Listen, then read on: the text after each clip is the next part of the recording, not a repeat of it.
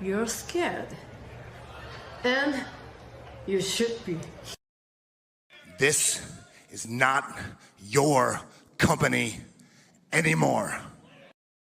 Leave the cheek of CM Punk.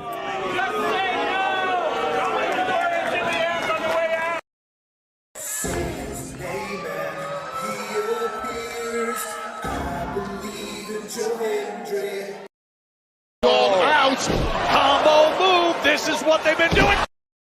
Hey, McAfee. Everyone shut the up and sit down! We got a mom in the front row who taught her daughter how to suck dick. I'm Mina Shirakawa. I used to be a model. I want to put on a big show. And that's the bottom line, because Stone Cold said so. What is going on, everybody? Welcome once again to the Saturday Shenanigans, hosted by yours truly, the Renegade J.J. Williams. Hi, guys. Hi, guys. CM Punk drama bullshit to the side. I still consider Heyman the worst AEW champion they've had. First of all, we're going to bring in Walter Cruz. I said that as a joke when, what's his name, did his promo Monday. He said, I'm from a prestige university. I said he majored in Steiner, man. We've got the Heeb man, James Hebert, in the house. I do really cool in dumb things. Mutants. Right. A lot of shit going on here. A lot of fucking crazy ass shit. Where is Noah JD? Well, say his name and he appears, because we believe in Noah Foster. Fuck is this intro? It is one of those things where as fans we do have these desires of what we want to see, but sometimes you can't always get what you want, and there are reasons you really don't get what you want. I wouldn't even listen to this in Grand Theft Auto San Andreas. What the fuck is this shit? God, rapid whack. Like I said, never been a greater time to be a wrestling fan, and with more companies in a more lucrative spot, in a more comfortable business spot, in a sense of mind, it seems, than ever. Again, WWE is not the only one. It is not the end-all, be-all. So let's go back to the Renegade Wrestling JJ Williams to get the official word. JJ, speak! Make sure you tune in every week, because you never know who's going to drop in to join the shenanigans. Catboy is in the house. Hello, my internet family. I say if you want to make them as evil as possible, make them really mad. We have Mansfield joining the party now. What is going on, Josh? Like I told no one when we were in Cleveland, him joining JCU was just an unfortunate side effect of my shenanigans towards you, JJ. I know how it can get better, Noah. The panel chooses you. Shut the fuck up, Josh. He said that so like. They got the intro back. Yeah, I was gonna say. Just think how you and I had lunch together the other week. That was different. Ladies and gentlemen, the King is here. Say his name and he appears. We believe in King A-Train. There are so many believers in Joe Hendry. The only person on this panel that doesn't believe in Joe Hendry is King A-Train.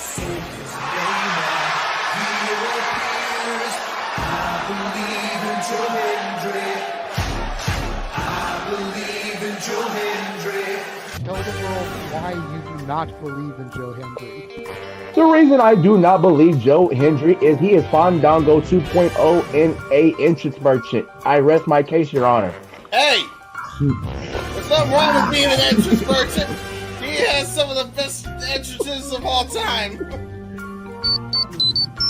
Teleporting into the command center, all the way from Angel Grove High, Datilla. Oh, yeah. I went to the command center on Thursday. I went to Vasquez Rocks, which is where they filmed a lot of episodes. Somebody actually climbed to the very top of those rocks. I made it halfway. I was like, I'm not going up there. Definitely Toni Storm versus Mariah May. That's the one match I probably am looking forward to the most. I really like the story. I'm familiar with all about Eve, so if it plays out that way, I kind of know how this is gonna go. Say goodnight, Datilla. Good night. James, you did say his name, so he shall appear, ladies and gentlemen. first time on the Shenanigans. Jeff Meacham is in the motherfucking house. Ah! All right, we're coming in hard with the botch. All right, fucking hell. It's good to be back. It's good to have an opportunity to talk to the crowd on a Saturday. If you want to have yourself stomach through it, you can go back and watch when the Main Event Mafia took over Impact. That's what James is talking about. So if everybody just joined us, we're talking about people sedating people, attempted murder, boys, and tips. Welcome to Saturday Shenanigans, everybody. Aren't you glad I'm back? Welcome back, Devin. Cool. What is going on, ladies and gentlemen, and welcome once again to the weekly insanity that is the Saturday Shenanigans. It is I, your moderator extraordinaire, the Renegade of Wrestling, JJ Williams. Of course, I am not alone. The simple man, Noah Foster, is with us here this evening, as per usual. Currently scoring predictions, but yes, hello. Good to see y'all once again. Mr. Reliable, Walter Cruz, is with us as per usual. How are we doing, Walter? I'm doing well. How are you? Doing good, doing good. We also have a surprise panelist here, considering the fact that James is still currently doing the GCW watch-along. Jeff Meacham is in the house for this interview. What? That could never happen. Well, I mean, when he found out who we had lined up for this week, he just had to be here, as our guest is a longtime friend and acquaintance of Jeff and I. Ladies and gentlemen, she has been a manager. She is the Podermania ring announcer. She has been an occasional competitor. Give it up, ladies and gentlemen, to the lovely Heather Lynn. Hi, how's everyone doing? We're doing well. How are you this evening, sweetheart? I'm not too bad. Little tired. It's a long day. Didn't do much today though, so I was off, so it was pretty good. Does it feel awkward that someone had to introduce you finally instead of the other way around?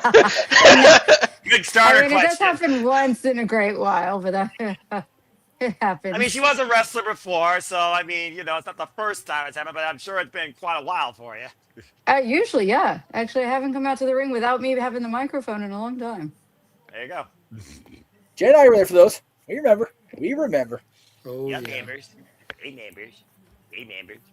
So we'll just get right into it. The first question we've been asking all of our guests, Heather, is how did you discover professional wrestling? Like, who introduced you to it? When was it? You know, how did you get obsessed and involved in this crazy world that we love and admire so much? Damn it. Oh, you're trying to make me date myself here.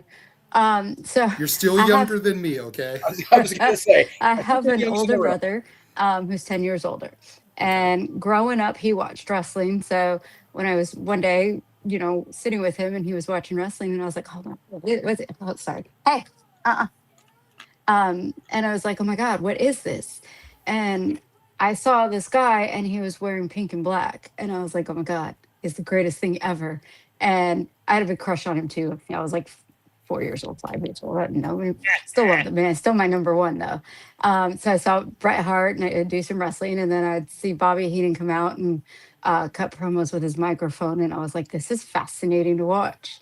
And from then on, I would just constantly watch it with him. But it was funny is my stepfather hated wrestling and always said it was for morons. So we were technically not allowed to watch it in the house. He would always say, you can't watch it. It's for morons and idiots. So my brother, and this is where I date myself too, my brother and I had a VCR, and we would record wrestling, and then we would put a little piece of black tape over the red dot so you can't see that it was recording. And then when my stepfather would go to sleep, we would play it back and watch it pretty, very quiet. So that was and from then on, so I was like 3 or 4 when I started watching it, and just, I've always loved it, and I've always watched it since then. It's just never been away from my life for very long. Right on. So Bret Hart and Bobby Heenan, that definitely explains the managerial side of you. Yeah. Well, that and Sherry and Liz too. Because like watching them, and I was like, I can do that. Like that looks like something I want to do. I can get people to, respond to what I do ringside and in the ring. and get them to react the way I want them to. So you basically can control how they react by, what you do. So I thought that was pretty cool. Okay. Do you remember what Bret Hart match it was? Oh God, no. It was just something that was on TV, probably a Saturday or something. Stop. Fair enough. Fair enough. Probably I'm, Mr. Perfect. I'm babysitting. Sorry. You're all good, but again, it is one of those things of professional wrestling. There is that spectacle of shock, awe, inspiring nature or action that all inspires you, whether it was the presence of Miss Elizabeth, whether it was the command of Bobby Heenan and how he justified control in his stance as a manager, or whether it was the technical execution that was Bret the Hitman Hart, what he did in the ring with human body manipulation. There are so many facets and elements in wrestling that I love the fact that it was both an in-ring and out-ring element that captivated you kind of at the same time. And of course, you have been in foundations now on both sides, from telling people off on the mic to now bringing people in on the mic. Yeah, I've got to experience pretty much everything I wanted to in the ring. And I still, like, to this day, enjoy doing it because I can still go out there and feel the rush every time we go through the curtain. And it still gives me kind of like that happy place feeling that when I'm in the ring, I'm kind of where I want to be.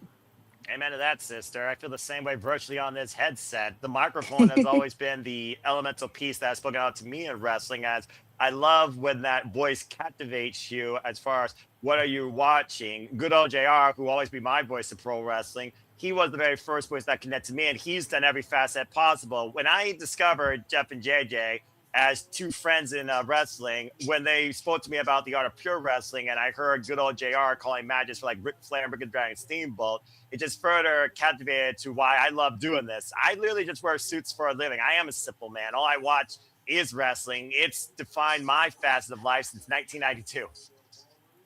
Yeah, I get it. It's just, there's been times where I was just like, yeah, I didn't watch it for maybe a couple months at a time just because I was like not loving what was going on, or I was just dealing with other stuff. But I always circle back to it, and it always ends up pulling me right back in, no matter how hard I've tried to walk away. The ball and chain that your chance can't break. It's got a habit of doing that. I walked away from professional wrestling for about 7 years. Yeah. Shortly after Brian won the title at Mania 30, and then I came back like mid-pandemic era, mid-Thunderdome era. So I totally get, getting fed up, walking away, not liking what you see. Yeah, there was times, I think after the Attitude Era, I was kind of disillusioned with a lot of what I saw, and just kind of was like, it's all right. Kind of have it on for background noise, but I didn't pay much attention to it. And then, as time goes on, and then, I'm grateful and lucky enough to have friends who are also in the business and on, TV. So a lot of the times I would watch just for them. But then eventually I just end up watching the whole thing, basically. Yeah. That's something I wanted to ask you about. Jeff, you look like you're about to ask something. So go ahead and ask what you were going to ask. Well, I was going to say, Bobby Heenan, you mentioned, discovering him with Bobby I can't Heenan. hear Jeff at all. Oh, I don't know why. Can you hear me now? Yeah, I hear him. Okay. I don't hear him. I hear all of you guys. Oh, well, that's crazy. That figures. Okay, let me go out and come back in. I can't read lips that well, but well, They're singing. We'll figure it out. So, of course, you're the ring announcer for Podermania. When did you decide to go from inside the ring to outside the ring on the mic? I started ring announcing around 2014, I'd say. Because I moved from when I left Las Vegas and the West Coast there, and I moved to Florida. I was trying to find places that I could work, and I found a couple places, and then I went to a Ring Warriors taping once, and I guess their ring announcer had gotten sick, and I had one of the guys come up to me, I think, and Pierce was there. That's partially why I stopped in to say hi to people. And the guy comes up to me and says, "Hey, do you know how to ring announce?" And I was like, "Yeah, sure, can do it. It's not a problem. I talk on the mic all the time." He's like, "All right, well, we're gonna put you on the ring announcing side here. We just need you to fill in." And I always have my gear with me. Always, it's a habit. If I'm at a show, it doesn't matter what it's for. I have a gear bag in the car just in case. You never know. And that's what ended up happening. So I did a couple shows for Ring Warriors, and then I ended up meeting people at like FIP and Evolve for WWN. and then started with the ring announcing there, and then just took off. And I was actually doing quite a few shows as a ring announcer. And I ended up, because I love managing. Managing is probably my favorite thing in the world. But the ring announcing is pretty close to it as well, because I like the fact that I'm out there the whole show. So it's not like 1 or 2 matches. I come out and I work and then I go back. It's like I'm actually out there the entire show, and I get to do everything and sit ringside and kind of keep an eye on stuff. So it's really cool. Right on. Constant commanding presence of the show. I All right, try. Jeff, Yeah. go ahead and try to speak now, Jeff. See if she can hear you. Can you hear me now? No, still nothing. I don't know. Like, I don't think it's my settings, because I can hear all of you That's guys. crazy that she can hear everybody except Jeff. It just figures. It just figures that this, Yeah. Maybe it's because is he low? Maybe. No, because I hear him clearly. So all right, yeah, try and I it. hear JJ. I hear everybody. So that's weird. I hear him too. It's not selective hearing. Trust Jeff. Jeff, I love you. I'm not doing this on purpose. Before everyone came in, everything was good. Yeah, hold on here. Conversation. We're Hold live, on. pal. Give me 2 seconds. Quiet. Let me hear. See if maybe it's just his volume for me. Jeff, talk. Okay, well, because we were talking before the show. Yeah, no, I still can't hear anything, and I just turned up the volume on mine. Weird. Oh, is it Okay. because you're getting older? God damn! Okay. Wow. I thought I was the joke guy. I was told it was his birthday. You know. There's a reason, folks. It will Watch be at She's on the midnight. Yeah. Yeah, I don't understand why I can't hear you. Weird. It's the Verizon commercial all over again. Right. Can you hear me now? Maybe if he tells you guys can repeat to me what he says. I figure Okay. that's exactly what That's he's fine. doing here. So Okay. yeah, it's All all right, good. well, I'm gonna try to All right. log in on my We'll phone. I'm not translate. gonna talk to her directly, but you mentioned Bobby Heenan as an inspiration. Before I got cut off the first time, I was going to Fascinating say watching his Bobby expressions. Bobby said in his Hall of Fame speech that once you're in this business, even as a fan, once it hooks you, you're hooked for life. So that's kind of how I related her story when she said what she said about watching Bobby, watching Brett, and then she's been hooked even off and on ever since. He said Okay. that, you mentioned Bobby Heenan, and Bobby mentioned in his Hall of Fame speech that this business is one of those that once you get hooked, you're hooked for life. So he found it kind of ironic that you mentioned Bobby as an early inspiration, and something that really hooked you in your early viewings of professional wrestling. And maybe that explains part of why you're so hooked into the business. It is the longest relationship I've ever had, I'll tell you that now. It's probably the most toxic one sometimes. But I stick with it.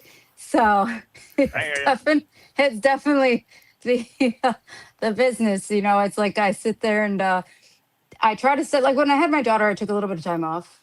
And then I got back into it when she was like 2. And then when I moved here to Florida, and I worked until about 2016, and then I just was not liking what I was doing where I was at, the politics backstage and everything, and walked away.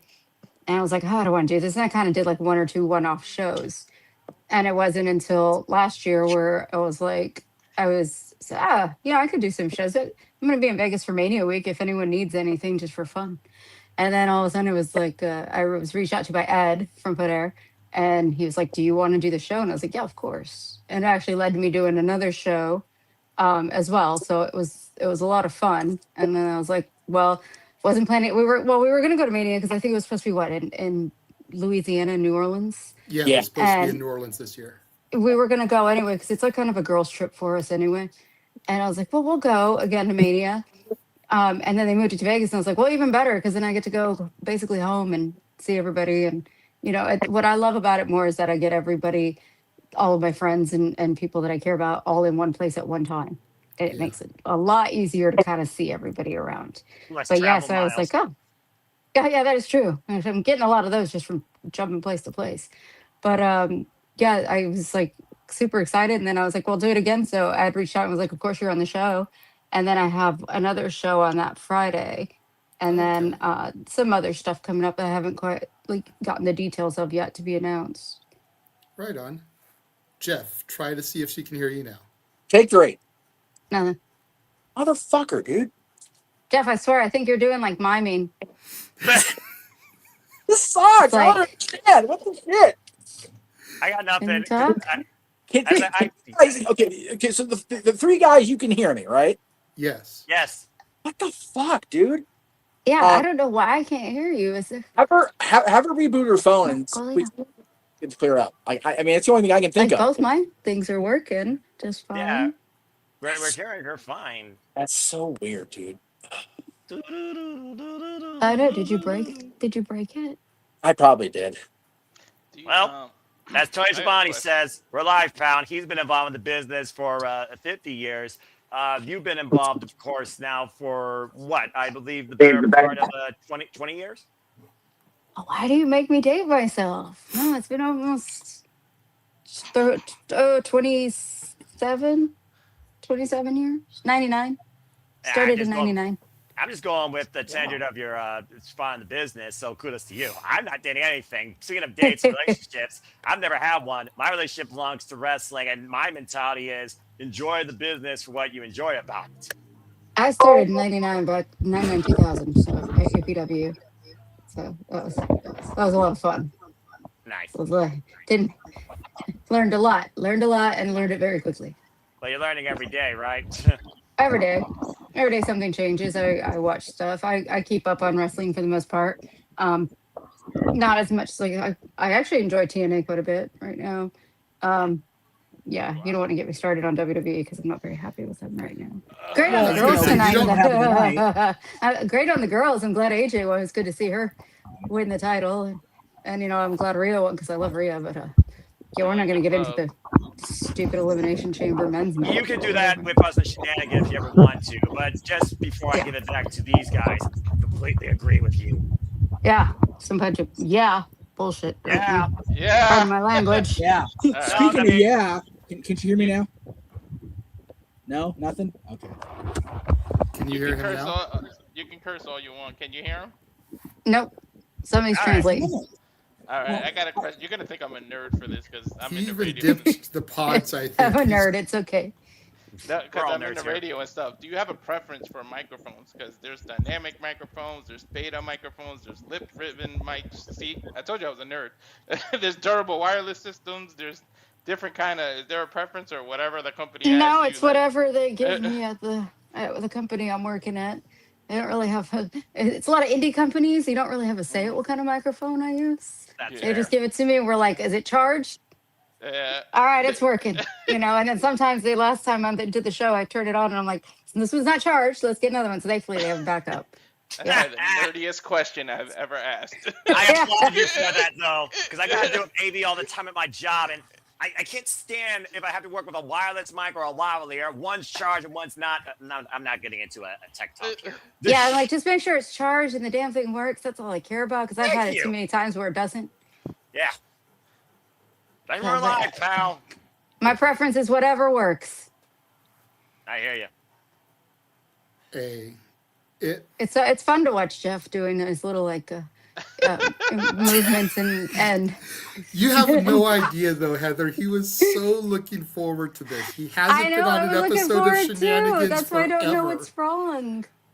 I got nothing. It's one thing for have one participant that muted due to the moderator. It's another thing for one participant to have audio issues and the rest doesn't, all live at the same time. That's so strange. It's crazy because, like I said, me and Jeff were chatting with her and she heard him fine. Yeah, we were fine. Before we went live. And then we went live and all of a sudden now she can't hear him. It's just the craziest thing. Maybe if he reboots you it. Definitely were talking. Yeah. I don't know. I don't know either. But the conversation continues. Talking about the relationship of the business, toxicity, and of course, I talk about protect your mentality. Mental health is always a huge thing for me. And in this business, whether you're a fan, worker, in-ring, out-ring, Lord knows you're freaking needed all the time. What do you do outside the show to decompress or during those downtimes? Because you being the mic presence, you command, of course, the audience, the atmosphere. You keep the flow going. You keep people in tune. What are things like during that idle time? Usually not that bad. If I got quiet time, I'll talk to the fans, try to get them hyped up for what's coming up, promote sponsors or merchandise and things like that.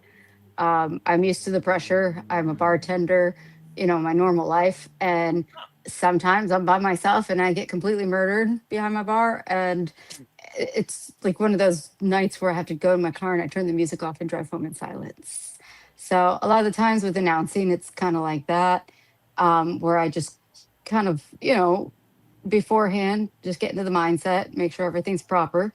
And then at the end, it's like, okay, I don't really need to listen to music or anything. So I just kind of enjoy what happened. But between matches and things, it's just always try to keep the crowd into it because you don't want to lose them. And losing the crowd's very easy. Hello, friend Heather. Can you hear me now? What the fuck? Especially in this day and age with the attention span people have. Are y'all ribbing me for real? Like, if you're ribbing me, I'm gonna be upset. Absolutely not, Jeff. Absolutely not. I feel your pain as someone that works in IT and don't have the answer for you when everything else is fine live. If she was ribbing you, we would all have to be in on it, and we're not in on No, it. then I wouldn't do that. That would be like that's beyond even my capabilities of being an ass. That'd be funny though. Rib him and then be like, "Happy birthday." No, that would be horrible. I would not. Like, I'm mean. I'm not that mean. Hey. I'm not mean to the people who've been there for a while. I was gonna say, you can tell her. I just felt bad because I'm like, I was looking forward to it. Do you have like a little whiteboard? Right? Yeah. Turn him into Silent Guy Deadly. I was just I was trying to say the other day, so speaking about like the audience and the attention spans and stuff, I was in Arizona this past weekend and I had, I was in the hotel room at the end of the evening when I got into town and I was like, put on some comfort stuff to watch while I'm relaxing. And I put on WrestleMania 10 because I really wanted to watch the Bret Owen match again. So I put on WrestleMania 10 and then I was hearing the promos and then I was like, wow, this is what it was like before Stone Cold did the what thing. And it's nice to hear promos without what every 5 seconds. So yeah, so that was so nice, like listening to these promos and not hearing any of that during the slight breaks between words. And I was like, oh, this is great. I enjoyed it. It's not what, it's yeet or yeah. It's almost like you don't get the essence of a promo anymore, or someone can't try to become a promo talker anymore because the audience takes over with a single word interlude. And that's the thing. The audience does try to get themselves over quite a bit, and it does get very obnoxious. At times I get it. I love the fans. I appreciate that they're watching it and they put their heart into it, but sometimes they chant things just to kind of get themselves noticed, and it can detract from matches and promos. And it can be annoying because I'm like trying to listen to this, really great promo and these like where they cut these, emotional promos and try to get, people to pay attention. But then you have, stupid chants or what or yeet and all that stuff. And you're like, oh my God, just let me hear the promo, please.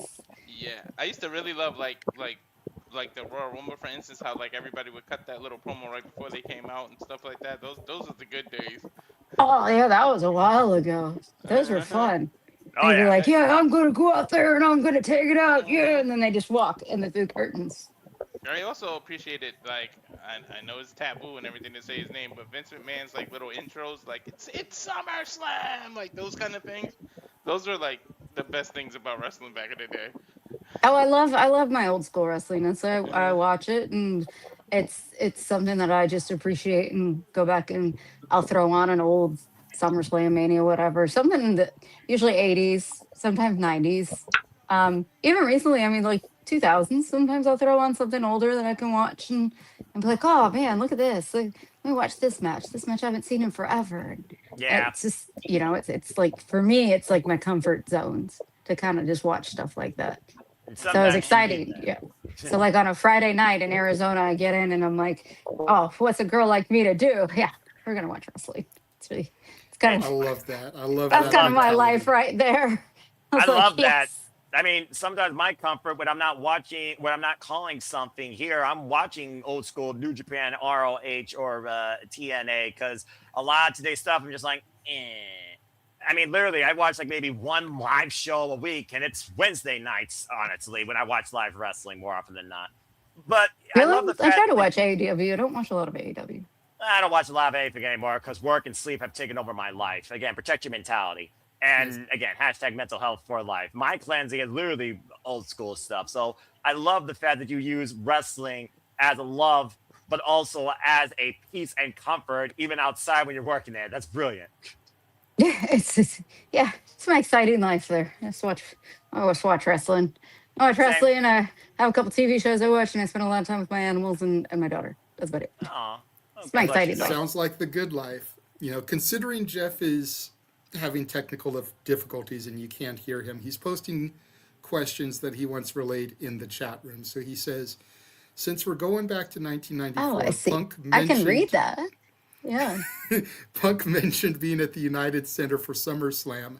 Have you had the chance to work in the Chicago area? And if so, with whom and when? I did with the Indies. Actually, and Punk was on a show. I worked for LWF Lunatic Wrestling Federation back in the day when I was managing. And I was good friends with, I was still good friends with Ice Vic Capri. I can't speak today. Ice Pick Vic Capri is still one of my closest friends. And so I ended up going out to Chicago and working some shows out there for LWF. I remember like Danny Doring was on the show. Punk was on the shows when he had like the long blondish hair and stuff like that. And he was actually really cool. I mean, it was really nice when I talked to him. So I did work with a couple of people like that in Chicago, but that was basically it for just a couple of indies out there. Okay. And then our contributor, Ash, wants to know, she says, what chants are so annoying? What's the most annoying thing you've had to deal with as an announcer in terms of crowd participation? Well, the chant. Well, when I was manager, I got the "you fucked up." I got the "you fucked up" chant as an announcer. That was my fault. I called Drew Galloway, Drew McIntyre, and Evolve, and yeah, no, it was great. It was great. That was my one time I got a "you fucked up" chant up, but I was actually really happy that I got a "you fucked up" chant because I never had one before. There you go. First time. But just the crowd. Usually, it's not annoying. I get a lot of the this contest was scheduled for one fall, and then you get a lot of the one fall, and it's like, oh, okay. It's not really annoying, but it's like very commonplace. It used to be once in a while. Now it's pretty much every single show I've done. They do that. So more with the managing side, I would get the "she's a crack whore" chant, and I mean, which was fine because they're responding to what you give them. So yeah, the more they hated me, the better. So usually because most of the time I was a heel. I was going to say, you have to remember that was a typical heel chant for a heel or a heel manager back in the day. That's fair. Especially if it was an attractive female, they'd get the "she's a crack whore" chant. Yeah, it was always fun getting that one. And there's a lot of, but as far as like announcing, other than the one fall chant, usually don't deal with any of the companies I've worked for. Everybody's usually pretty decent. They behave. They don't. I like to let them know. Do you have to purposely throw a pause in there now because you just know something stupid is coming, like a what or something, so you kind of give it the beat for them to do it because you know they're going to do it anyways? Basically. Especially with the one fall thing. Now it's like, it used to be like matches scheduled for one fall. Introducing, now it's like one fall. Okay, now introducing first. Yeah. So. Yeah. One Jeff thing says the most annoying thing that she had to deal with outside of announcing couldn't make air in the LA area and is probably on Dave Marquez's cutting room studio floors. Probably true. I did have Percy call me, I think, he called me a hussy.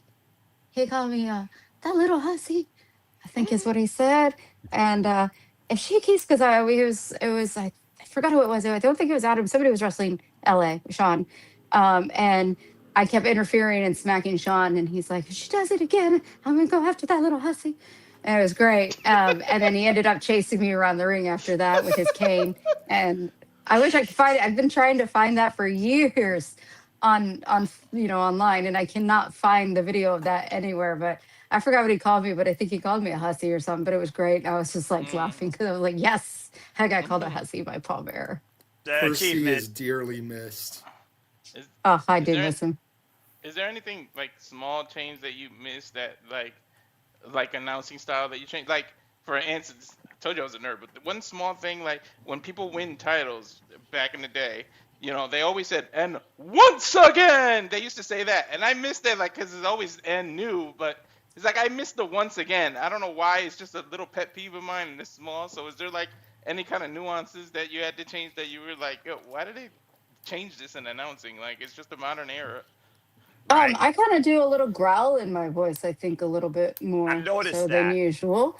I do a little bit of growl, and I have tried to make my voice a little bit deeper, but I think that's just me because I hate the sound of my voice sometimes. So I have tried to be a little bit more of like a deeper tone than I'm used to doing when I do the announcing. But I think with the onset of the past few years with like Samantha and everything, that you kind of have to be a little more energetic.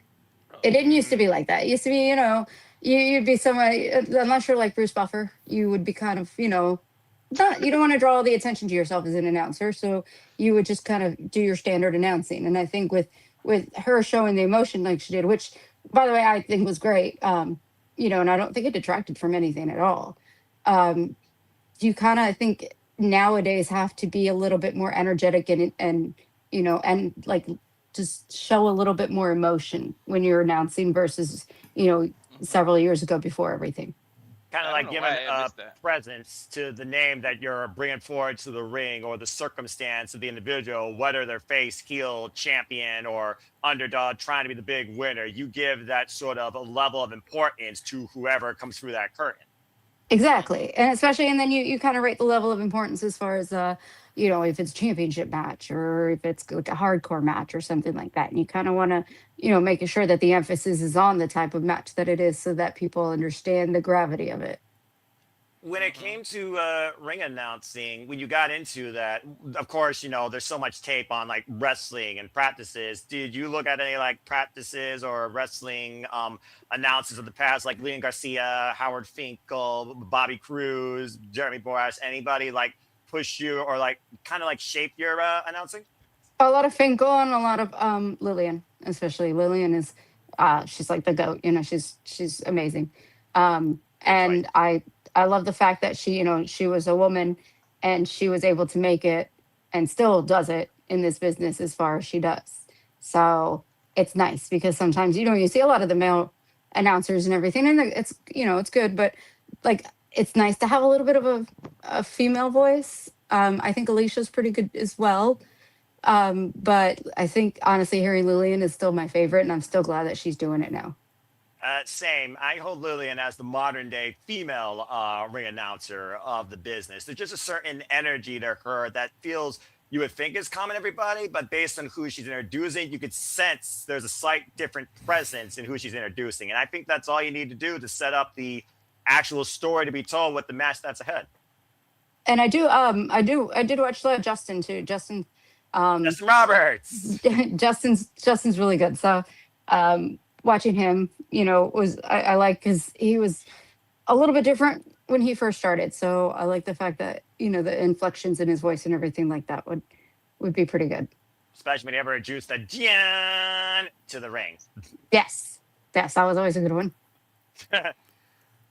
You mentioned earlier about watching WWE these days, or just wrestling in general these days, to see some of your friends on TV.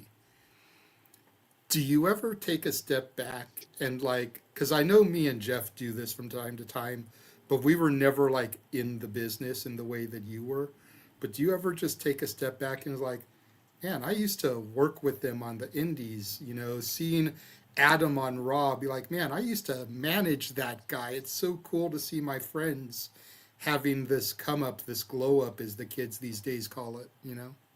Oh, I think it's amazing seeing, you know, some of these people that I've been close with for many years, seeing like LA, you know, yeah, from the years that I was there when we weren't making very much money on the shows, and driving, you know, hours to work a show for barely any money. And he's grown, like the fact he's known my daughter since she was 4 or 5 years old.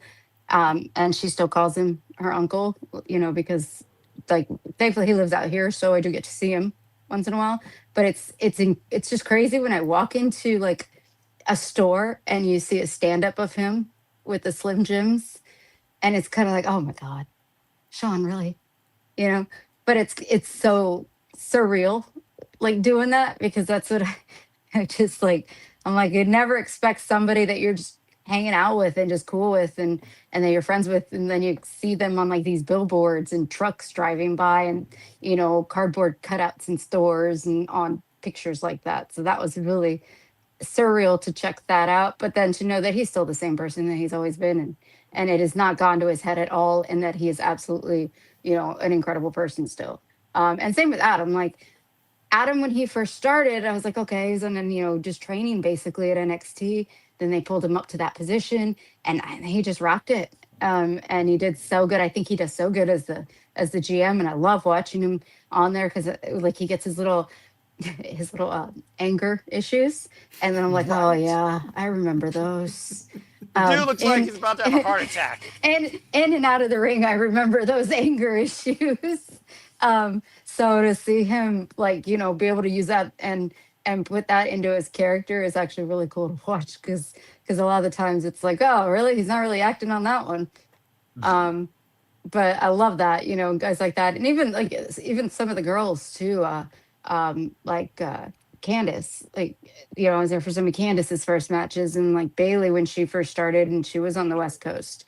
And sometimes I get a little, I'm gonna make me sound like a sap here, and I'm not, but I get a little emotional, especially watching women's stuff, because when the women's Evolution pay-per-views or the women's Rumble, occasionally I do get a little emotional watching them, because when I first started back in 99, 2000, the women were eye candy only. Basically, we were known as the valets, the managers, and we were out there to be pretty and stuff like that. But we didn't have quite the opportunities that the girls had afterwards, where they were able to make this whole revolution with women's wrestling, and where they're now getting their own pay-per-views and getting to main event WrestleMania and the covers of magazines and things like that, and winning awards and stuff. And so I sometimes will watch and be like, man, I wish I would have had those opportunities when I first started, because I think I could have done a lot more than I have done if I did.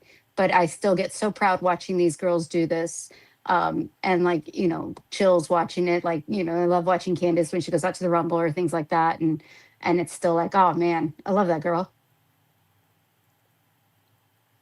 Yeah, Davina Rose, trailblazer, locker room leader, an inspiring young individual. Her Lodestone seminar that has been such an embracing encouragement for so many bright, young, up-and-coming wrestlers. It really is a beautiful thing to see how long you follow somebody on this journey, especially with being in the business with them alongside part of it, and seeing what they've done with themselves and with the business as well. It's also incredible to see how much women in wrestling, not just women's wrestling, but women in wrestling in all fronts have flourished and developed. I'm just waiting for a full-time female commentator now on one of the big three. Veda Scott. That would be nice, because I work with Val over at Podermania, and she's wonderful, Val Capone, and it would be nice to have a full-time female commentator. I would try, but I lose track of some of the moves, and names escape my memory at times when I'm trying to do it. So don't think I'd be able to keep up with all of that. But some of the girls they have out now, and this does lead into doing the Podermania show and stuff like that, is the girls that are on that show are incredible. Like the talent that Ed brings in is phenomenal, and I'm really proud to work that show with them. Right on. Our other host, who just got done with the GCW thing, says it's a really amazing thing to see. Women always deserved better, and that evolution for women has come a long way industry-wide. Now you all can kick ass and look pretty doing it. Yeah, Jeff, I agree. Jeff posted a comment earlier, kind of wordy. It's Jeff, so it got split into two comments. Love you, Jeff, but you know it's true. He says, we talked about Punk in Chicago a bit ago. As a performer, and me and Jeff in the audience, you got to be part of something special with Pierce and Cabana, two major names from Chicago, 7 levels of hate over the NWA title. Can you share some of your memories from that? Oh my God, that whole 7 levels of hate was insane, and the matches leading up to it too. And that's actually what kind of brought me into championship because I was driving out there and then they were like, oh, we're going to put you on the show. And I was like, okay. And they're like, you're going to be Adam's gift from Stu for winning the championship. And I was like, all right. Okay. And then I was driving there and I was like, really? I don't have anything like nice to wear because like I had like basic gear, but nothing like cool. So stopped at an adult store on the drive up to California and just tried to find some dresses and stuff that were like decent to wear. And I did find a couple. So there's the first, I think it's on, I was watching it on YouTube not long ago, actually, the first match that it was Adam versus Cabana and that I was in. I'm wearing like a dress and thankfully it was an appropriate dress. It was, you know, but it was from an adult store because that's all I could really find at that time of morning driving up to championship. And I think, if I don't remember, were they on Sundays? And so that's why I couldn't find much open, especially in the morning, because I had to leave early in the morning to drive over there because the call time was pretty early since it was an all day thing. And so I came out there and was like, cool. And then when I came out was given to Adam as his present, he put a bow on, they put a bow on my wrist and it's like a pink bow. And I still, not on my current carry-on, but my old carry-on that I still have in my closet, I have the bow on the on my carry-on, and I for years the carry-on every time I go with me I have the pink bow still wrapped around it, along with the spider belt that I used at the Royal Rumble in 2015 when I was one of the Rosebuds. That is adorable. Those things stay on there, and those are in my closet on my old suitcase. I have like little memories and things like that I keep there. I mean, they're eternal keepsakes, so of course you would hold on to those. Yeah, they're special to me. They remind me of like times in my life that I got to places where I never knew I would get to. So it was kind of cool. James is tripping out in the chat room about how much history me, you, and Jeff have. He didn't realize that. Perfect opportunity. Here's the picture. Jesus Christ. Oh my God. Oh, I was so young. Look at me. And look at Adam Pierce in the back giving the bird, freaking bombing the shit. That seems like a normal thing. If he could do that nowadays, he would. Oh, I'll tell you what. He probably does, just doesn't put it on camera.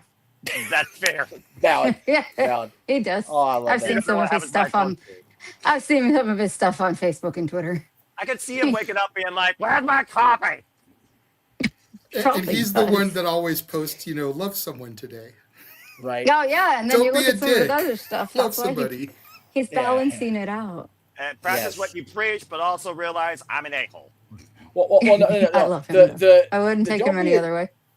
The don't be a dick part. I told him argued that when I told him I'll get the pictures, I'll see him in Vegas. So be excited Hold on for a that. second. Jeff is trying to say something. Go ahead, Jeff. I was going to say, I took the don't be a dick thing from Adam. He used to say don't be an asshole at the end of that phrase, but I changed don't be a dick because it's okay to be an asshole. Just don't be a dick. Okay. Apparently, he changed it to don't be a dick because it used to be don't be an asshole, but it's okay to be an asshole. So just don't be a dick about it. Just don't be a dick about it. Fair enough. I think I'm a little bit of everything.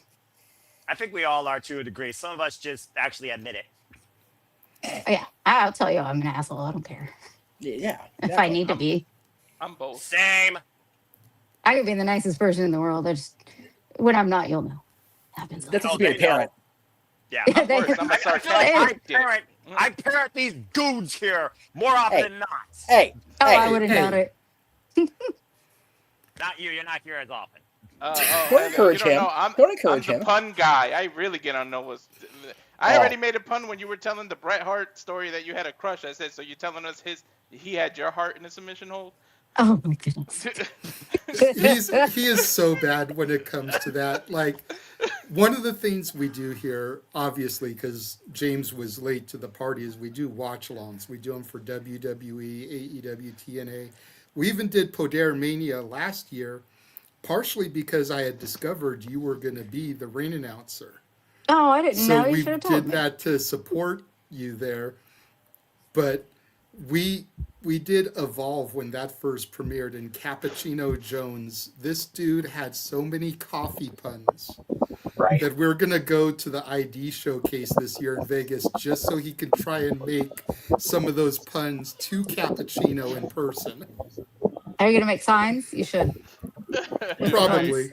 Probably. Well, isn't that during the Podermania show? No, that'll be on Thursday. Podera's Oh, it's on Wednesday. Thursday. Okay, we're Wednesday at what 3? You're the kickoff. Yeah, Wednesday at 3. Yeah. You're the kickoff. Yeah. Walter and I are going to be front row ringside for that. Nice. Yeah, I have to fly in on Tuesday night because I didn't want to risk coming in super early on Wednesday just in case of flights and stuff. So yeah, so I'll be in Tuesday night. I'm actually staying until the following Monday. Maybe we'll meet up and have dinner because he's driving in Tuesday and I'm taking a Greyhound in Tuesday. So we'll be at our Airbnb Tuesday afternoon, evening time. I don't get into about 10 or 11, but it is Vegas and it's 24 hours, so it doesn't matter. This is true. And then my daughter and friends are all meeting me on Thursday. And so the Friday show, I haven't been told if it was at 3 or 4 is at the Container Park.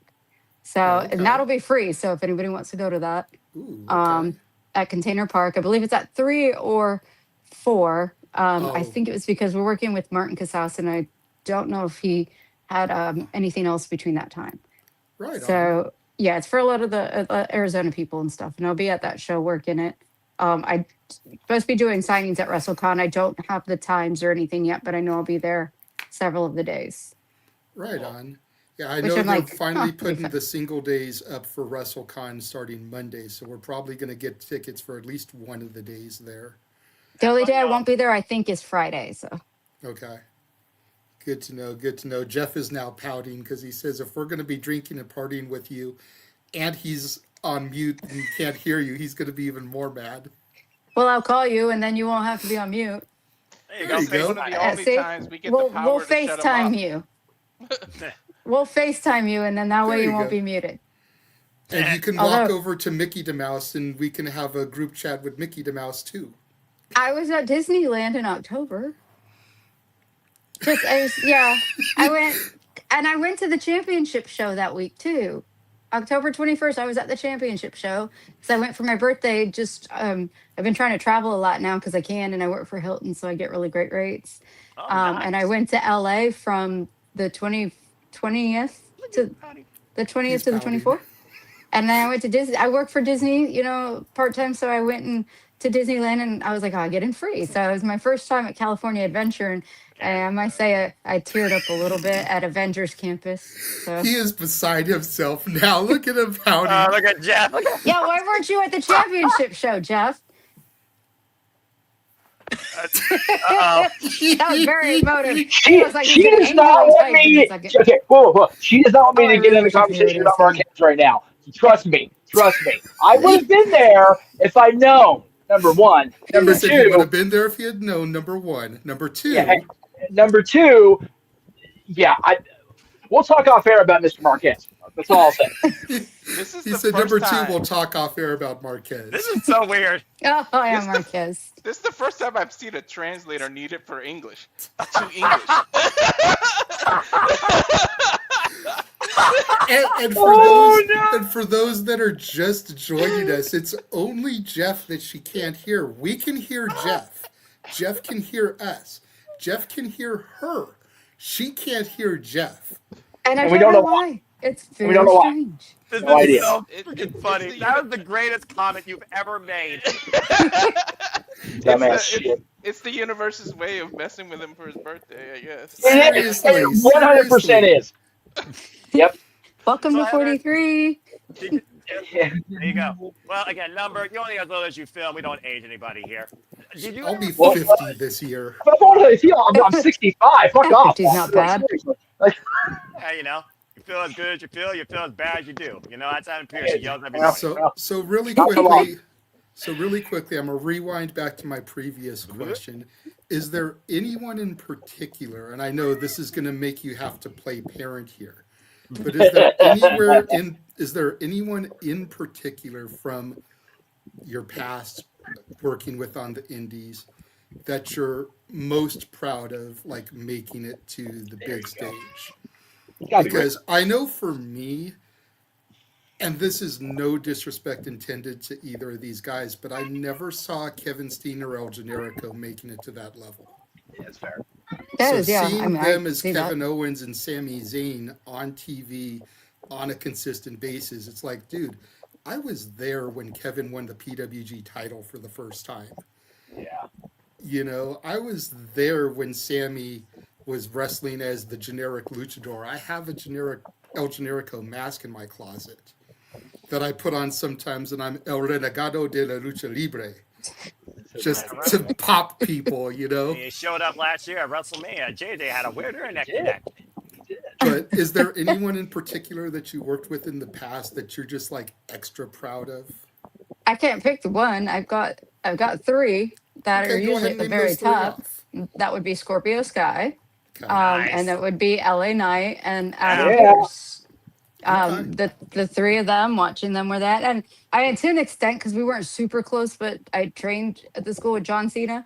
So I'm kind of like, it's kind of an awe to see John from where he was then to like what he became. And I think that was so cool to watch him go to movies and then make it in movies and then, you know, end up becoming this huge superstar, not just in wrestling. So it's kind of cool because it's like, man, I saw him.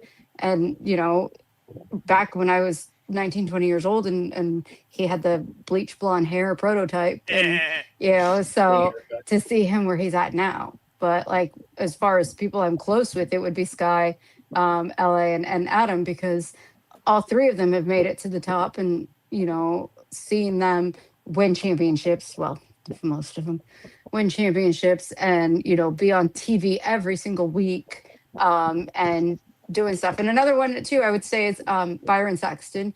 He's also one of my close friends. And, you know, I get super proud watching him where he's always on TV and he did commentary, he's did announcing, and now he's just like, he's their backstage interviewer. And so I always get to see him as well. And so all of them, every single one of them, all four of them and stuff, I'm so proud to see them on TV where they're at. And, you know, also proud to be able to, those are the kind of people I can call up and talk to and, you know, text and randomly, like not even for any reason, and know that I get, you know, I'm able to have relationships like that with them is wonderful. Like I still get to see Saxton every Halloween. We do stuff because we're big fans of Halloween. So we do Halloween houses every year. You know, LA just bought a new house not long ago. So I've checked out his house and stuff and you know, his dogs, I love his dogs. So I've taken my dog over to play with his dogs. And, you know, Adam, I don't get to see as much. He's always super busy and he still has his family and everything. So when I do get to see him, we sit and we can talk for hours. And the same with Sky, because Sky lives over in California. But we always try to make it a point. He loves Alexa, my daughter, like, you know, his niece as well, and is always talking to either one of us. Every birthday and Christmas, he sends her stuff. And, you know, it's really, really great to see where they're at. And I couldn't be more proud of all of them if I tried.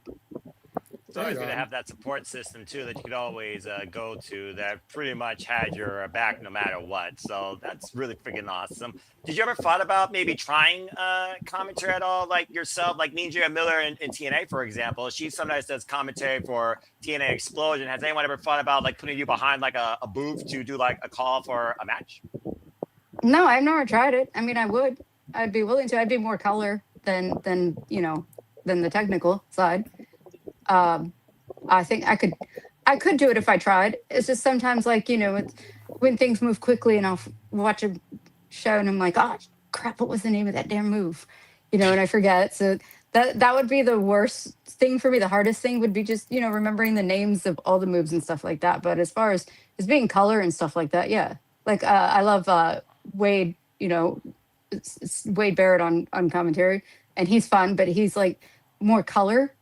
I mean, obviously he knows the technical side, but to me, he's like more exciting to listen to because he's funny and he cracks jokes, and you know, his excitement over things is what kills me. So I love it. I always feel like the in-ring performers make better color commentators than play-by-play guys because they can kind of get you inside of the mind of the competitor and what they're thinking in the moment. Mm-hmm. Jeff had his hand up, so I'll have to relay his question here. What's up, Jeff? Okay. The JJ translator. Oh, happy birthday, Jeff! By the way, it's midnight. Oh, okay. Well, thank you. Thank you to my Florida people. I just wanted to know if you were there at WrestleMania when Sammy and Kevin won the tag titles. Because for me, I got way more emotional than I thought I would being in the crowd. That was so amazing to see them and the Usos, who I've grown up with all four of those guys. So that was just really cool for me. Were you there for that? WrestleMania, or did I miss that? Were you there for Mania 39 when Sammy and Kevin won the tag titles? Because he got way more emotional than he thought he would. It was a big moment for him, especially with them having the PWG logo on their tights and everything, shouting Super Dragon out in the post-show scrum. Were you there for that at all? No. I mean, I probably briefly watched it, or I might have. What year are we in right now? 40. 2026. No, I know. What WrestleMania year? That was 39. 39. Back 3 years So ago. that would have been 3 That was years the ago. Philly? No, No, that the was one on LA. LA. On LA. Oh, I was I did night. I think that was night 1, and I went to Yes, night when they 2. won. Yes, I was at Okay. night 2, but I wasn't at night 1. And I think I kind of briefly just watched some of it because I was out that night. Got you. Okay. I see it as But well for it's I get it, and I like watching that. I did get emotional over LA winning the title at SummerSlam. Yeah. I was actually watching it with my daughter, and she came over specifically, so we watched the match, and we both may have teared up a little. Not saying that I get emotional or anything, but yeah, I may yell a lot at the TV otherwise, but yeah, we were super happy watching that. Your love and admiration for LA, I'm assuming that's why you had words about the chamber match tonight. Yeah, basically. Okay, I figured So a as lot much. of times, if you read my rants on Twitter and X, if you got to read them right after the pay-per-views or the PLEs, because I have to delete a lot of them when I'm watching a lot of the matches, because I write a lot of things on there, and then later, like the next day, I'll be like, I should probably not keep that up. The power of the keyboard is a dangerous thing. Self-control is key. Yeah, there goes part of that protector mentality thing. Oh, there is some stuff I have said on there, and then the next day I'm like, oh, well, let's go back and go ahead and delete those ones real quick. Thank goodness X allowed you a delete button versus an edit button. God, yeah, even the edit button wouldn't have helped. I had to delete all of those. So I was not very happy with tonight's chamber match, but I didn't actually expect more, but I was just not happy with how it happened. Gotcha. Yeah, I picked LA Knight. We do a predictions league, and he was my number 1 choice to win because I definitely thought they were going to pull the trigger. So I'm a little bit disappointed, but many were. I'm also not surprised either. I didn't pick anybody because I was like, they're just going to end up screwing it up anyway. It's fine. You already know what's going to happen. We're going to get our hopes up again for Money in the Bank, and then they're not going to give it to him again. No, if they do that the 4th year in a row where he gets up there to get the damn case and gets knocked off, if they do that again this year, I might have to go and have words with someone. I'd rather him just not be in the match at all if they're not going to do it. That 3 years in a row, I see the man climb up there and have his hands basically on the case, and then it's like, no, just kidding. I was like, thanks. Seth didn't need the damn case. It's fine. He didn't need it. Yeah, It's okay. It don't matter. It's just like they didn't make it obvious tonight, on the chamber where Seth was literally on SportsCenter. I think yesterday I was at the gym and I was watching SportsCenter, and they were like, Seth Rollins on SportsCenter, and I was like, oh gee, why is he on there? Oh, maybe because he's probably going to be interfering in the damn chamber tonight. Surprise! Yeah, I was like, oh, shocking. But and then they had like LA on the SportsCenter thing too, and then I was like, well, he's all talking about how he's not chosen. I was like, well, it's basically going to pay out anyway. I mean, LA Knight also owes a pinfall victory over Seth freaking Rollins, lest you forget. Oh no, I did not forget that one. I threw a fit about that too. That's fine. Stupid thing. It's constant battle when I yell at the TV. Don't we all? It's usually always over that too. I might throw something. My animals are used to it. My dog's like, oh God, what now? You louder than the dog. I've broken a few remotes, a few controllers, throwing shit. So It's like watching football. I'm the same way with football. I can't even have the remote near me because I swear to God, if these referees keep messing it up every single game, and I have broken a few remotes doing that. So now I just don't keep the remote near me. I'm like that with when the Celtics play. It's like I'm the coach. I'm standing up like you should have did this and that. If my wife's like, you ain't the coach. Sit your ass down. No, that's me. I'm the referee and the coach, and I'm like, you stupid idiots, and I'm constantly yelling at the TV. That is Jeff every single week during football season. Since the mid-'90s, he's a Cowboys fan. Oh, I'm sorry. That is every week. It ain't changing anytime soon, buddy. Is it your year again? I saw it coming. God damn it. It's always your year. We struck a nerve. He's pouting again. Okay, what's the thing And let you me see me? guess. Okay, It's your year again. no. There's always next year. I was born in Texas, and all my family's Cowboys fans. I'm allowed to talk crap about them. I mean, He my says best you're friend- inconsolable and unapproachable during Bucks games. Yes, and it's because of the stupid referees and Well, our referees coach. are always rigging the game. Let's just be honest here. I Stupid was coach. perfectly willing to laugh Didn't along with fire everybody him. else on New Year's Eve It's like, when good, they I could said coach better than him. I'll do it when for less they money. said the world is In weird. case they're listening, I'll do it for less money. You can talk over it. It's okay. Fuck it. Those players will listen. Hold- I may be hold on, 5 foot hold tall, on. but I'm mean as shit. Okay. Hold on. First of all, let me Go just ahead, ask: can Jeff. the audience hear me? Can the audience hear what I'm saying? Because that would just be stupid to talk if the audience can't hear me either. So let me just ask that. But since you guys can hear me, I was just gonna say, I was the one laughing at everybody on New Year's Eve when they said the world is weird. Some of the world's in 2026, the rest of the world's in 2025, but Cowboys fans are 1996. So I laugh along with everybody else. So He you said know, that he was laughing on New Year's because they were saying half of the world is in 2026, half of the world is in 2025, and the Cowboys fans are still in 1996. Yes. Yes, that makes sense. And yes, Jeff, the fans can hear you. Nick said he Everyone hears but you. Heather. James says he hears you. because It's just everybody but the Heather person that I can't want to hear hear you. me. Yeah, okay. The Cool, one okay. person that you want to hear you can't hear you. Right. And the people that you don't care about, we can hear you. You know what, motherfucker? That is not what I said. I will say it's amusing, hold on. though. Time out. The Time out on the motives. plane. We love you, Jeff. Jeff, maybe the DeLorean batteries are dead, so you can't get out of 96 yet.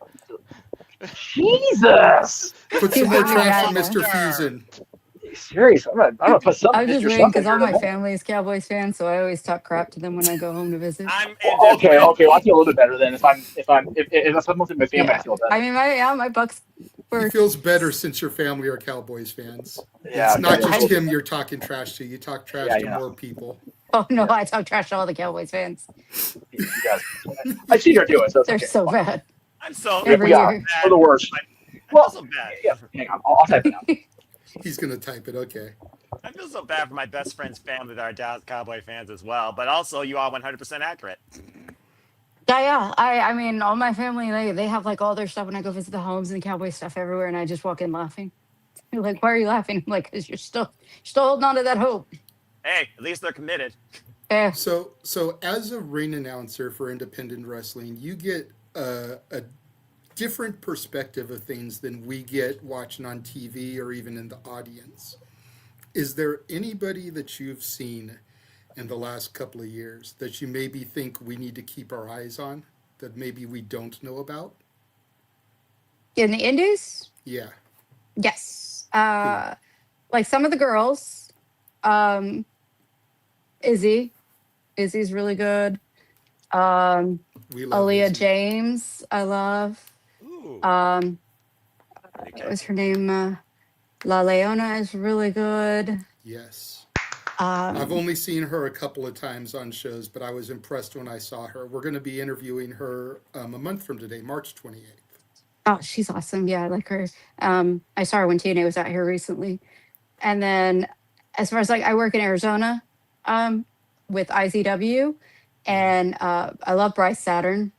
I think he's really good. He's also working for Championship in FSW. And he's young and he's really, really good for being so young. And I think if they paid attention to him, he can go really, really far. I like Bryn Thorne over at IZW as well. I think she's got a lot of potential, and she's also, at a young age where it's easy for her to get noticed and for her to grow and develop as well. So, and there's a lot of indie people, and I see all the time, but those are some of the standouts. I think there's probably a lot more than I can't think of right now, but I notice a lot of them and pay attention. And I try to let, like, some of them that I talk to when I work on shows with them, like, hey, by the way, you did amazing, and just, I'm really not anybody to say anything, but I do like to say, hey, I appreciated that match. It was a really good match. It was really, you're really good at what you do, the promos and things like that. So it's just what I like to do. I just like to, kind of hope that the new generation can keep wrestling going, and keep it something that people want to keep watching. That. I love that settlement. I also love how much you really do have an internal outlook on the future of the business, both as a fan and as a worker, both in and out of the ring. So I definitely appreciate that juxtaposition that you put out there. I always respect and look at the grind. And you think about people that start wrestling when they're 11 or 12, amateur style, and now people not even 18 years old are already being looked at from the biggest companies on the planet. It's insane to think about, especially for women in wrestling and in this business in all assets. Oh, it's crazy. Look at like Javon Evans. What is he, like 20 years 21 old? years old. Yeah, he's a baby, and he's still like, he just was in the main event of the Elimination Chamber. And I think watching guys like that is just incredible, because you're like, wow, he's 21 years old. He's out there main eventing and doing all this stuff.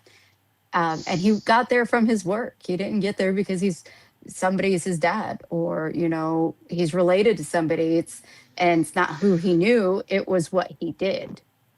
So it's nice to watch the young talents. The stipulation itself is older than he is. It's accurate. That is true. That's crazy the to wrestling think business. May it always keep us enthralled in it somehow forever. But we never stop criticizing it either, on screen or on a keyboard. Oh, I constantly criticize it, but I don't think. Same. I think you need to, because otherwise it gets complacent, and we don't want complacency in wrestling. So, it's important to watch it, to criticize it, to know what works and what doesn't work. And maybe sometimes the things I tweet out, the stupid writers don't read, but whatever. I'm sure eventually. JJ's hoping to someday be producer in WWE, where his booking has more logic, more storytelling, and more worthwhile investment than most of the people in that ride room on. Oh, good. Then I'll be writing to you, because I'll be like, hey, listen, we need to talk. Well, but see, you'll be writing to me with ideas and shit, and I'll be listening to you. That's the difference, is like... Exactly. I feel like and it's not just a WWE problem.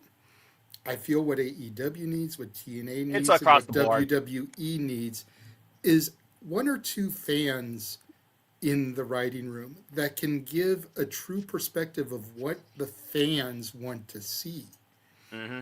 We will sit here, I mentioned earlier predictions. This man in the middle hosts prediction leagues for WWE, AEW, and TNA every year. And we will sit here on his prediction shows, and I will literally run off an angle that I see based off of how I think the match should go. And 90% of the time, either the rest of the panel or the people in the chat room are like, you need to be writing for insert company here. Accurate. Because your ideas are better than what I'm seeing on television. Like I pitched for this evening's show. Now, keep in mind, I didn't see Chamber. I know what happened. I kept up with the results, but I was participating in a different watch along. I said AJ should win the Intercontinental title. She did. I said we then need to build to a fatal four-way at Mania with Becky and AJ for the rematch, Maxine, who's already beaten Becky once, and Natty. Because AJ has been accompanying Maxine as her friend during her rematches with Becky, who she already beat once for the title. AJ is now champion. Natty used to train Maxine and accompany her, recently turned heel on her. So there's little pieces within all four of those to build up this grand story. Let's see if they actually execute that. But that's what they'll probably I think it would go. What they'll probably end up doing is have it be Maxine and AJ versus Natty and Becky. Tag match player. Yeah. Yeah. That's what they're probably going to end up doing. Never mind. We're not going to put it in a four-way. It's going to be a tag match. Tag team match, players. Holla. Yeah, exactly. I mean, the last time tag team wrestling mattered in WWE was, of course, my player, Teddy Long, that made it feel important. He's my favorite. The Undertaker. Hey. He either did a tag match or he forced you to go against The Undertaker. The Undertaker! I love The Undertaker. That's my I remember favorite. the ones that would go, Every Long is time. always my favorite GM. I don't care, man. That was my player. I love that, man. Love his energy. Yeah, right? Freaking little shuffle. I mean, he had the stupid dance before. But it worked. It worked, man. It worked It for worked. him. It worked. worked. When you'd see him and you'd be like, oh, all right. It's either going to be a tag match or Taker's coming out. One of the two. You know the Mac Militant. That was my boy. That's why SmackDown always was my show. Was the wrestling show with the best GM, and they always knew how that in wrestling should matter, player. Prince Nana took Teddy Long's little shuffle and took it to another level. Right. Yeah. So we've had you here now for almost 90 minutes. I want to start winding down a little bit because it's past midnight for you. Yeah, I don't usually go to bed till like 2 or 3 in the morning, so it's fine. Yeah, there you go. Appreciate that. But why should people, if they're on the fence, gonna be in Vegas, why should they go and see Podermania? Other than the fact that, you know, they get to look at you announcing these lovely ladies to the ring. Because these women are incredible wrestlers. And Okay. to have an entire show where it's all women's wrestling and every single match is just really good. And these are women, you know, some of them are not from the country, some from out of the country in different areas that you might not have had the opportunity to see. So to sit and get to watch all these matches, you know, and the price isn't that bad to watch them either. And to get that many matches, because I think, what do we have? 12 matches or something? 13 matches? Something like that. It's like an AEW pay-per-view. Yeah, it's like 12. Yeah, God, I've been to those. It's like 12 or 13 matches, you know, but to get to see a lot of this talent that you typically don't have the opportunity to see, I think is really important. 10 matches there based on that graphic. Because there's 4 10, in the but I middle, think there 3 in was- the top and the bottom. I think there was more than that. But look, you got like Shotzi. Shotzi's amazing. You got Leva. I love my Leva. Blue you know, pants. Brittany. I mean, you've got so many girls there that are so talented. And because we're in a business that tends to be oversaturated, some of these girls don't always get picked up. So to get the opportunity to see them and for a decent price, and spend your night, you know, your afternoon watching this, I think is a deal that you're not really going to get anywhere else out there. Accurate. And I can't wait to watch this show and cover it as an advocate of women's professional wrestling. Damn. And Yeah, I I'll can't be wait there. to be there and see it live. You know, I've only ever been to one all women's show. I went to see Future of Women's Wrestling out here in Southern California. But after calling Podermania last year, I'm looking forward to going, seeing it. After talking to Ed this year, you know, because we had him on in early January. That's kind of how all this spiraled for us, is I invited him to be on the show and promote it, and he graciously accepted. And from there, I started DMing you girls to see, you know, how many of you would actually be willing. And we had Rachel Lay on. We had Brittany Blake last week. We got you today. We've got Kaya McKenna next week. Jocelyn Navarro on the 21st of March. Alejandra Quintanilla on the 28th. And then Izzy on April 4th. All before Ed comes back on April 11th, just before the show. The God, I only remember day we watching don't Izzy. have someone booked for is March 14th. And we're still trying to get somebody locked in for that. I'm sure you can find someone. I remember watching Izzy when she was here, when I would go to the NXT shows and Alexa would see, you know, Bailey and then like Izzy because they're close to the same age. And then so watching her go from loving wrestling to like actually being a very good wrestler is kind of cool. Definitely. Well, that's how you get wrapped up in the business. You spectate, and next thing you know, you want to participate, and you don't look Yeah. back. I'm glad my daughter doesn't want to be in it. Like she talked about being a ref and stuff like that, but I was like, oh, I mean, yeah, but she's a hairstylist and she does a really good job, so I'd rather her stick with her doing hair. Good Less- idea. Less painful. Less painful. Unless you accidentally like cut yourself with this little clipper for some reason. Oh, ow. Good on her. Good grief. Wrestling. It's so funny and so ridiculous. I love this stupid business sometimes. Poor Same. Jeff. He was literally typing out if Alexa has any interest, and you beat him to the punch with asking the question. She did come up and ask me, I think last year, how to become a ref. But then when I told her she has to go to wrestling school for it, she was like, I think I'll stick with doing hair. And I was like, Maybe- you want? I can get you into wrestling schools. There's plenty of them. Like, and I know, the really good ones. And she's like, well, maybe. But she's happy. She loves doing hair. That's what she's always wanted to do. Well, that's good. I mean, if she's good at it, and knowing you, I'm sure she is, but maybe Ed will give her a gig doing hair and makeup for the girls before the show. Oh, I tried to get her to do my hair, and she's like, Mom, I'm on vacation, not working. I was like, oh, sorry. I don't work for free. Wow. Either for my family. No, she does do my hair, but it's like pulling teeth to get her to do it on a day off. Oh, that's fair. Like the other day we went to the gym and I was like, can you just braid my hair real quick so I don't have to do it? She's like, oh, I'm off work. I was like, oh my God, it's just braid. But I get it. I don't want to make drinks when I'm not at work, so. Recreation versus professionalism. That's brilliant. Jeff says he goes back and forth. His son has never shown interest, but other family has. Sometimes he'll say that he'll talk to my contacts, and other times he's like, yeah, no. Yeah, like, I get it. I've had friends reach out and ask me, and I'm like, why don't you go ahead and go look into some of the schools? There you go. That's how you get a start. Yeah, I mean, you just eventually, you show up at a school like UPW and do one day and go up to Samoa Joe, and the friends that you went with are like, she wants to be in the show. Okay, you're in the show tonight. And that's how it all begins. And then it's all downhill from there. I mean, hell, Bobby Edwards got discovered by Tony Schiavone at EW when it came to that podcast when it came to, where's someone that can take a picture of the camera? I was like, that's the woman I want to do a podcast with. It's amazing. All you got to do is just be known for either your voice or your presence, and the rest is history. Character could define more than anything in this business versus your skills and professionalism. Yeah. Good. Oh, yeah. The WWE EID is, we'll see where that goes from there. Well, Lady Luck seems to be doing quite well currently as the champ. And, of course, she will be involved also out during WrestleMania week. So I'm sure the Lucha Unicorn will definitely have her fair share of business ahead as much as you will, too. It's so weird calling it Evolve because it's just not what I'm not used to. Right? I'm sure Noah echoes your sentiments there.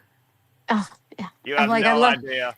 It's so hard to watch it and be like, yeah, that's Evolve, because to me that's not.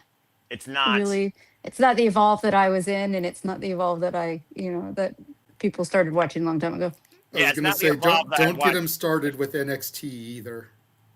Oh, yeah. I used to go to a lot of the beginning NXTs. Noah's fond of saying, not my NXT. Thank you. Yes, exactly. Black and gold for life. And it's even gotten to the point, he was a devout TNA guy. You mentioned your love of TNA earlier.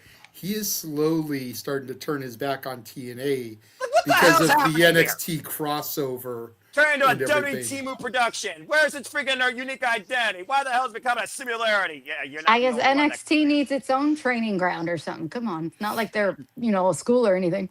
Yeah, they don't have training a center. Now. It's not like they don't have a training center.